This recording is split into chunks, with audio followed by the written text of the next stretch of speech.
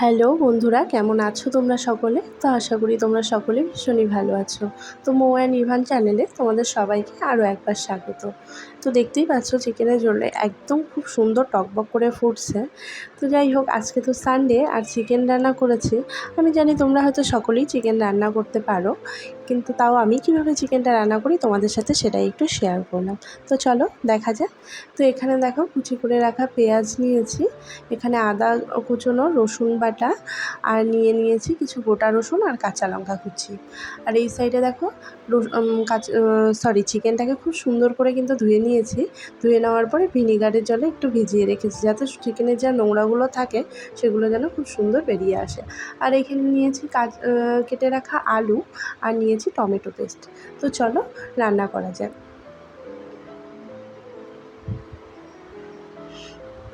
তো দেখো, তেলটাকে খুব সুন্দর একটু গরম করে নিতে হবে।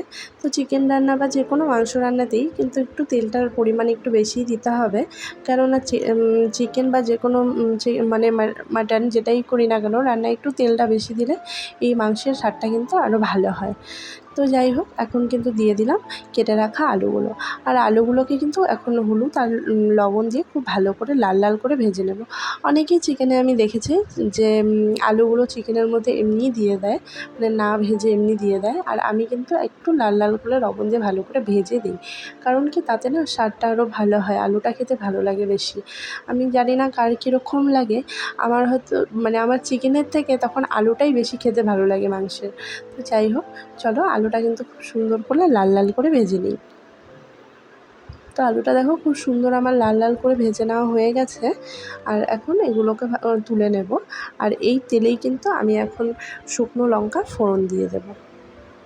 তো এই যে শুকনো লঙ্কাটা ফোড়ন দিয়ে দিলাম, আর এখন ততক্ষণ পর্যন্ত একটু অপেক্ষা করব যতক্ষণ শুকনো লঙ্কাটা না খুব সুন্দর একটা ফ্লেভার না ছাড়ে, মানে খুব সুন্দর একটা গন্ধ বেরোয় শুকনো লঙ্কাটা ভাজার সময়। সেই গন্ধটা যতক্ষণ না বেরোচ্ছে ততক্ষণ একটু কিন্তু সুন্দর করে ভেজে নেব।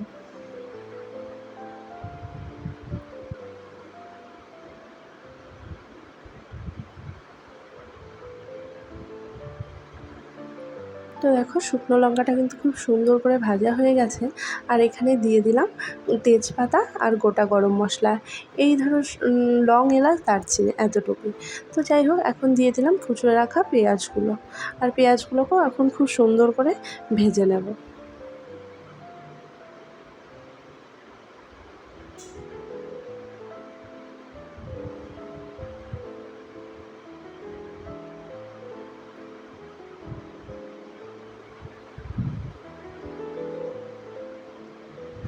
তো দেখো, পেঁয়াজগুলো কিন্তু খুব সুন্দর ভাজা হয়ে গেছে।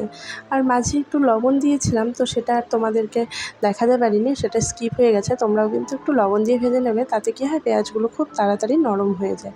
আর দেখো, এখানেই দিয়ে দিলাম সামান্য একটু হলুদ, মানে যতটা পরিমাণ লাগবে সেই পরিমাণে একটু হলুদ দিয়ে দিচ্ছি। আর দিয়ে দিলাম লঙ্কার গুঁড়ো। তো অনেকেই হয়তো পরে দেয় লঙ্কার গুঁড়োটা, তো আমি আবার তেলের মধ্যে যখন পেঁয়াজটা ভাজি তখনই লঙ্কার গুঁড়ো আর হলুদটা দিয়ে না খুব সুন্দর করে তেলে ভেজে নিই, তাহলে না খুব সুন্দর একটা কালার আসে। তো তেলের মধ্যে যখন হলুদ আর লঙ্কার গুঁড়ো দেখো দুটোই যখন পড়েছে, কালারটা কতটা সুন্দর এসছে দেখতে। তো এতে না খুব সুন্দর একটা কালার আসে।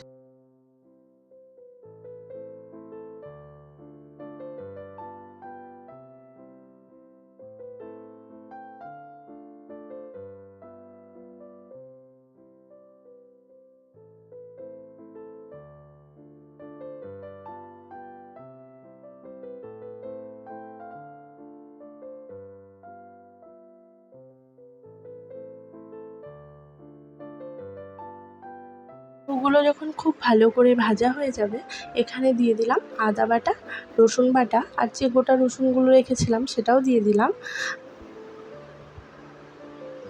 তো এগুলোকে কিন্তু এখন খুব সুন্দরভাবে আমি ভেজে নেব।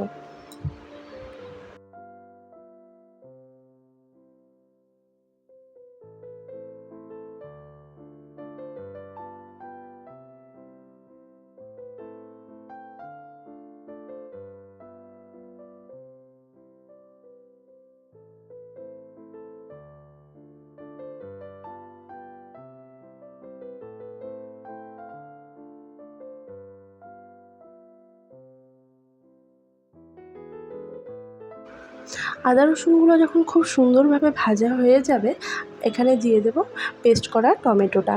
আর টমেটোটাকেও কিন্তু খুব সুন্দরভাবে এখন একইভাবে ভেজে নিতে হবে, যাতে টমেটোর যে কাঁচা গন্ধটা থাকে সেটা যাতে বেরিয়ে যায়।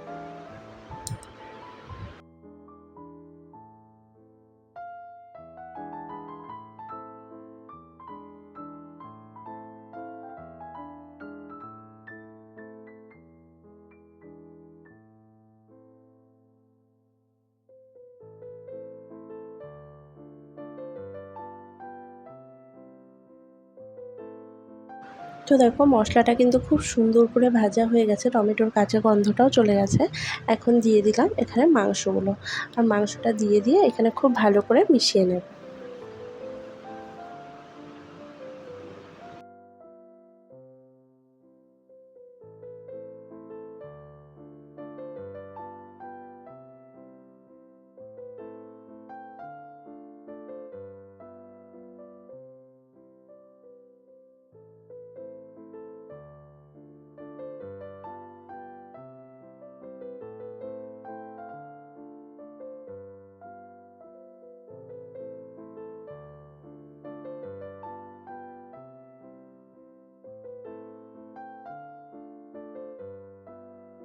তো দেখো চিকেনের সাথে খুব সুন্দর কিন্তু মশলাগুলো মিশে গেছে। আর এখন দিয়ে দিলাম আবারও স্বাদ মতন লবণ। আর এখন এখানে দিয়ে দেব সামান্য হলো ধনে গুঁড়ো আর সামান্য একটু জিরে গুঁড়ো।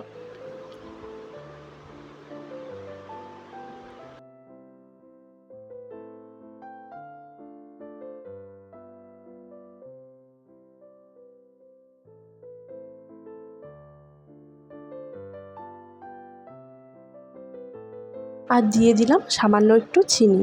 আর এগুলো এখন দিয়ে খুব সুন্দরভাবে মশলাটাকে আবার মিশিয়ে নেব।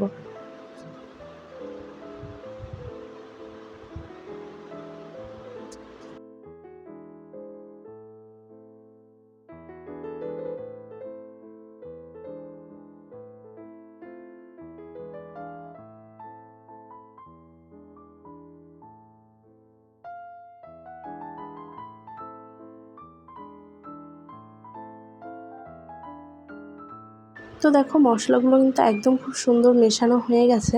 আর এখানে দিয়ে আলুগুলো দিয়ে দিলাম আর দিয়ে ঢেকে দিলাম চিকেনটা সিদ্ধ হওয়ার জন্য। আর এখানে দেখো চিকেন আলু দুটোই কিন্তু খুব সুন্দরভাবে সেদ্ধও হয়ে গেছে। আর কালারটা দেখতে পেয়েছো, কালারটা কতটা সুন্দর এসছে দেখতে। শুধু কালারটাই সুন্দর আসেনি, খেতে কিন্তু ততটাই টেস্টি হয়েছিল। তো দেখো বাকি যে চিকেন থেকে জলগুলো বেরিয়েছে, এখন কিন্তু গ্যাসের আঁচটা আমি একদম বাড়িয়ে দেব। আর বাড়িয়ে দিয়ে এই চিকেনটাকে খুব ভালো করে কষিয়ে নেব।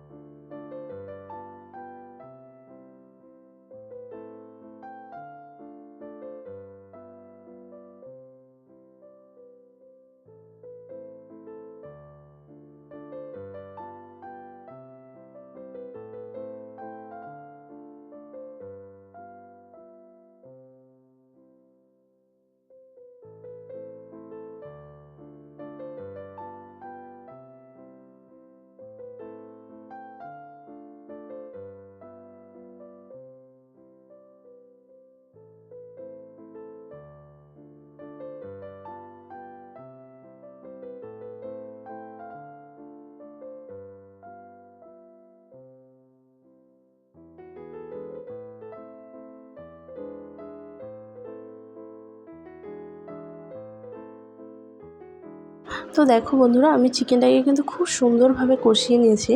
চিকেনটাকে খুব ভালো করে যদি কষাও না, তাহলে চিকেনের যে একটা ব্যাড স্মেল থাকে সেটা কিন্তু বেরিয়ে যায়।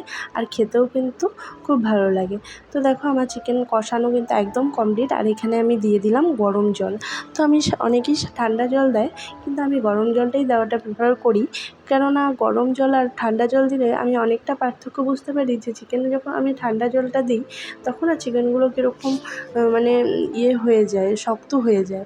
আর যদি গরম জলটা দিই না, খেতেও অনেকটা টেস্ট হয়, মানে টেস্টটা আরও বেড়ে যায়। আর হলো চিকেনটাও মানে অতটা মানে একদম ছিবড়ে ছিবড়ে যে ব্যাপারটা হয়ে যায় সেটা কিন্তু হয় না। খুব সুন্দর চিকেনটা কিন্তু মানে সেদ্ধটা খুব সুন্দর হয়, ভালো বোঝা যায়। তো দেখো গরম জলটা দিয়ে দিয়েছি, আর এটা কিন্তু এখন ফুটতে শুরু করে দিয়েছে। আর দিয়ে দিলাম এখন গরম মশলার গুঁড়ো, আর দিয়ে দিলাম কাঁচা লঙ্কা কুচি। তো দেখো চিকেন রান্না কিন্তু প্রায় আমার অলমোস্ট কমপ্লিট। তো বন্ধুরা, আমার চিকেন রান্নাটা তোমাদের কীরকম লাগলো তোমরা কিন্তু আমাকে অবশ্যই কমেন্ট করে জানিও। আর যদি তোমাদের আমার রান্নার রেসিপিটা ভালো লাগে তাহলে কিন্তু তোমরা বাড়িতে একবার অবশ্যই ট্রাই করে দেখো, ভীষণই ভালো লাগে। তো আজকের মতন টাটা।